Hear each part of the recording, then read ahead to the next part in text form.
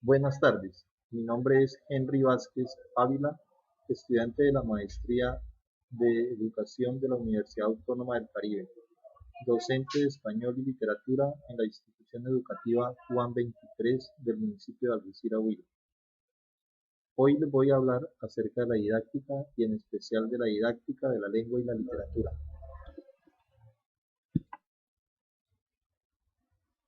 Ante todo, debemos definir qué es didáctica.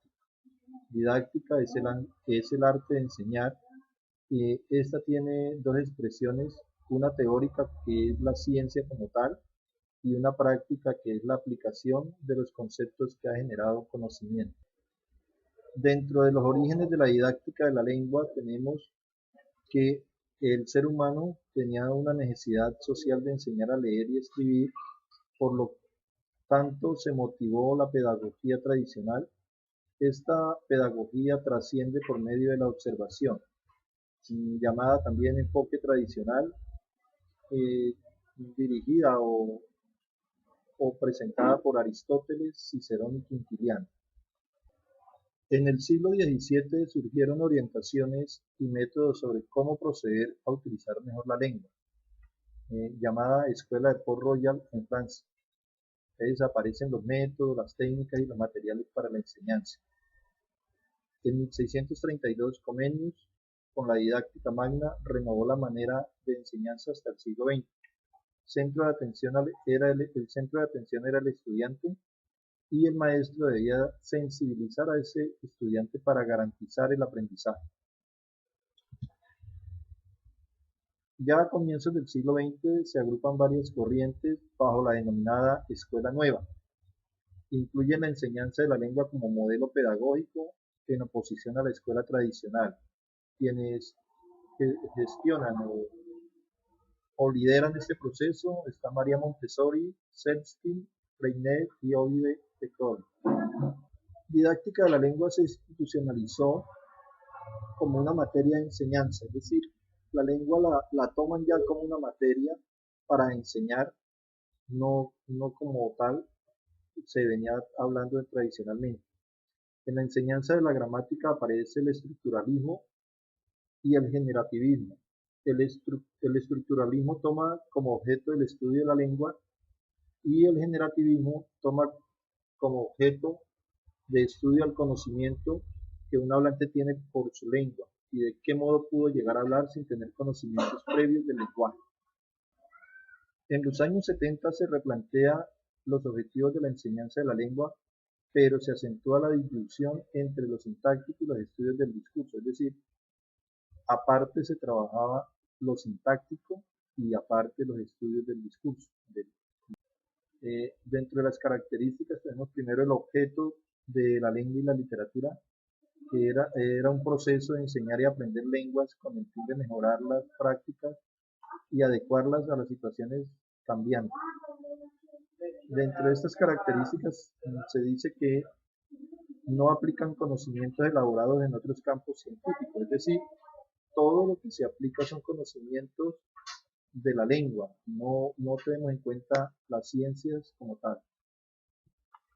Otra de las características es que elabora el conocimiento a partir del análisis de las interacciones en dicho sistema, es decir, se analizan las interacciones que hay y de acuerdo a eso se va elaborando el conocimiento. Además, existen dos campos, el del conocimiento, los saberes teóricos prácticos y teórico-prácticos. El proceso de enseñar y aprender lenguas requieren de unos elementos esenciales, entre ellos está el aprendiz, el enseñante, que en este caso sería el docente, y el contenido de enseñanza, es decir, el objeto de estudio.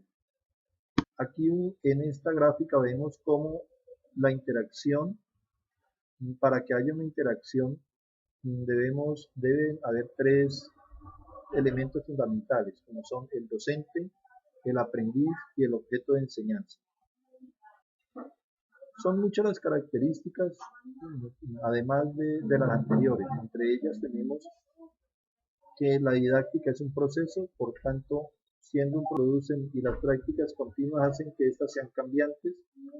La innovación es imprescindible para las mismas dinámicas sociales y científicas. No es una actividad espontánea de los humanos, por tanto debe ser aprendida y enseñada. Las ciencias pedagógicas se han ocupado de la enseñanza y el aprendizaje de la lengua. Se aprende lengua en todas las áreas curriculares, es decir, eh, la lengua es parte fundamental para que las otras áreas puedan funcionar. El objeto específico de la investigación es el objeto didáctico en que se relaciona el docente, el discente y el objeto de aprendizaje. Ahora miremos qué actividades o cuál es el rol del docente. Primero, el docente debe eh, tomar los contenidos científicos y debe transformarlos y adaptarlos al contexto. Estos no se deben enseñar como tal, como han sido formulados en el marco de la ciencia de referencia. Los contenidos deben sufrir cambios que los hagan accesibles al estudiante y además le den una nueva coherencia. La distribución de roles hace posible que el profesor y el alumno no tengan el mismo rol en el proceso de enseñanza-aprendizaje, pero sí deben compartir responsabilidades. Es decir, mientras el profesor da una orientación, el alumno recibe esta orientación, pero ambos tienen responsabilidades que compartir.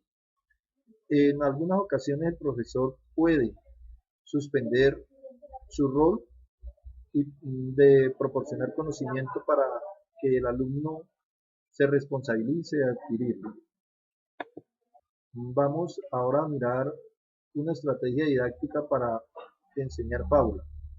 Como todos sabemos, la fábula generalmente nos da una enseñanza en valores. Debemos trabajarla con transversalidad con la ética para que tengamos como un refuerzo un poco más acerca de lo que la fábula nos enseña. Una vez hagamos esto, entonces debemos explicar de una manera breve lo básico en que consiste una fábula. Como por ejemplo, podemos decir es un relato corto, ficticio, que enseña una lección o moraleja. Aquí vamos, como ejemplo, tenemos una fábula, la fábula de Esopo, se llama El lobo y el perro del granjero. Entonces vamos, primero que todo le decimos a los estudiantes que leamos la fábula. Una vez leída la fábula, le pedimos que nos respondan un cuestionario tipo prueba saber que conlleve a la interpretación literal, inferencial y crítica de esa fábula que hemos leído. Luego vamos a invitar al estudiante a que hagamos una fábula, que nos la inventemos. Entonces para ello le decimos que primero debe elaborar una fábula, debe tener en cuenta los siguientes pasos. Primero escoja un dicho o refrán que sirva como moraleja. Recordemos que los dichos, los refranes siempre nos dan como una luz acerca de una enseñanza o nos hacen ver los errores que hemos cometido. Luego debe imaginar un valor que quiera resaltar, es decir, puede ser el valor de amar, el de la paz, el de la solidaridad, el de el compañerismo, etcétera, cualquier valor. Después le podemos decir que imagine un mundo y unos personajes que caractericen y desarrollen unas acciones y unos hechos que dejan ver el valor que ha escogido. Seguidamente, que escriba las acciones, todas las acciones que él crea que se desarrollan durante la fábula que él va a escribir. Una vez escriba las acciones, las debe ordenar y las va organizando de una manera como bien coherente.